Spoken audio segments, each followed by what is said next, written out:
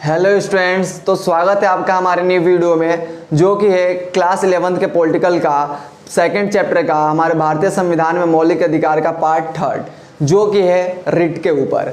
अब हम इसमें इस पूरे वीडियो में बात करेंगे कि रिट क्या है, ठीक है, साथ ही साथ रिट के कितने प्रकार हैं और उन सभी रिटों में क्या बातें कही गई हैं। ठीक है, तो रिट क्या है, अगर सिंपल से आसान शब्दों में हम समझने का प्रयास करें तो रिट क्या है। रिट एक प्रकार का औपचारिक या फिर कानूनी दस्तावेज है, ठीक है, जिसके द्वारा क्या होता है कि किसी व्यक्ति या संस्था को कोई कार्य करने व ना करने का आदेश दिया जाता है। ठीक है, जिसमें अगर कोई व्यक्ति कार्य कर रहा है तो ठीक है या नहीं, या फिर नहीं कर रहा है तो करना चाहिए या नहीं करना चाहिए, इसका आदेश जारी किया जाता है, तो उसे हम रिट कहते हैं। ठीक है, अब हमारे सामने यहाँ पे देखोगे तो रिट के कुछ प्रकार है जो सर्वोच्च न्यायालय द्वारा यहाँ पे रिट जारी किए गए हैं, जो कि कुछ विशेष प्रकार से हैं। ठीक है, जिसमें सबसे पहले हमारा बंदी प्रत्यक्षीकरण, फिर दूसरा है परमादेश, तीसरा है निषेध अधिकार, उसके बाद हमारा चौथा जो है वो है अधिकार प्रेक्षता और पांचवा जो है उत्प्रेक्षा रिट है। ठीक है, तो इस वीडियो में हम इन रिट के बारे में समझते हैं कि इन रिटों में क्या बातें कही गई हैं। ठीक है, तो बंदी प्रत्यक्षीकरण में देखते हैं तो इसमें कहा गया है कि किसी भी गिरफ्तार व्यक्ति को न्यायालय में पेश करने का आदेश दिया जाता है। गिरफ्तारी का तरीका गैर कानूनी होने पर न्यायालय द्वारा छोड़ने का आदेश दिया जाता है। देखो क्या कह रहा है बंदी प्रत्यक्षीकरण में, आसान से शब्दों में समझो क्या कह रहे हैं। इसमें बोला गया है कि अगर किसी व्यक्ति को गिरफ्तार किया गया है, ठीक है, तो उसको न्यायालय के द्वारा पेश किया जाएगा, न्यायालय के समक्ष पेश किया जाएगा। ठीक है, और न्यायालय को अगर ये लगता है कि इस व्यक्ति को गिरफ्तार करने का तरीका जो है गैर कानूनी है या फिर असंतोषजनक है, तो उस व्यक्ति को न्यायालय द्वारा छोड़ने का आदेश दिया जाता है। उसी को हम कहते हैं बंदी प्रत्यक्षीकरण। ठीक है, समझ आ रहा है आपको।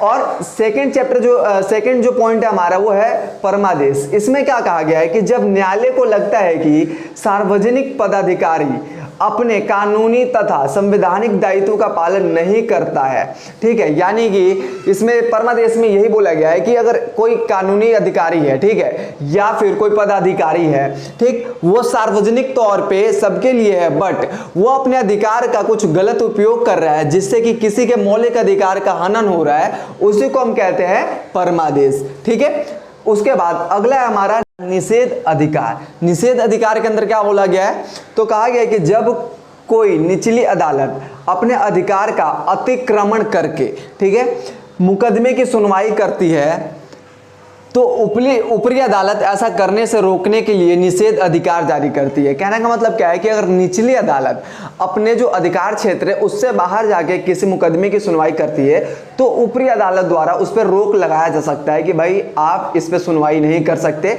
ये आपके क्षेत्र अधिकार के अंदर नहीं आता। ठीक है, उसको हम कहते हैं निषेध अधिकार। अगला हमारा अधिकार प्रेक्षता। ठीक है, अब समझने की कोशिश करना, वर्ड से ही समझोगे ना आप रिट, सारे वर्डिंग में वो सारी बातें छुपी हैं जो मेन बात है। ठीक है, वर्डिंग क्या कह रहा है, अधिकार प्रेक्षा। ठीक है, अब इसमें क्या कहा गया है कि जब कोई व्यक्ति ऐसा पद पर नियुक्त हो गया है जिस पर उसका कोई कानूनी हक नहीं है, कहने का मतलब समझ रहे हो, यानी कि कोई एक व्यक्ति है जो किसी पद पे नियुक्त हो गया है, ठीक है, और उस पद पे उस व्यक्ति का वास्तविक कोई हक नहीं है, ठीक है, या फिर कानूनी तौर पे कोई हक नहीं है, तो अधिकार प्रेक्षा द्वारा उसको उस पद से हटाया जाता है। ठीक है, या फिर हटाया जा सकता है, उसी को हम कहते हैं अधिकार प्रेक्षता। अगला जो रिट है हमारा वो है उत्प्रेक्षा रिट। ठीक है, अब उत्प्रेक्षा रिट क्या है, तो देखिए जब कोई निचली अदालत या सरकारी अधिकारी कोई कार्य करता है तो न्यायालय उसके समक्ष विचाराधीन मामले को लेकर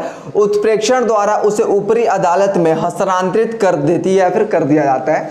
ठीक है, यानी कहने का मतलब क्या है कि जब कोई निचली अदालत है या फिर कोई अधिकारी है कोई कार्य कर रहे हैं और क्या है न्यायालय है उनके खिलाफ विचाराधीन है, यानी कि कोई विचार प्रकट नहीं कर पा रही है सकारात्मक या नकारात्मक तौर पे, तो उसको अपने से ऊपरी अदालत में क्या कर देते हैं, उस मामले को या मुकदमे को हस्तांतरित या भेज देते हैं। ठीक है, उसी को हम कहते हैं उत्प्रेक्षा रिट। ठीक है, अब ये जो है थे ये सारे रिट थे हमारे, जो कि न्यायालय द्वारा पेश किए गए, जारी किए गए हैं, ठीक है, उसी को हम कहते हैं रिट।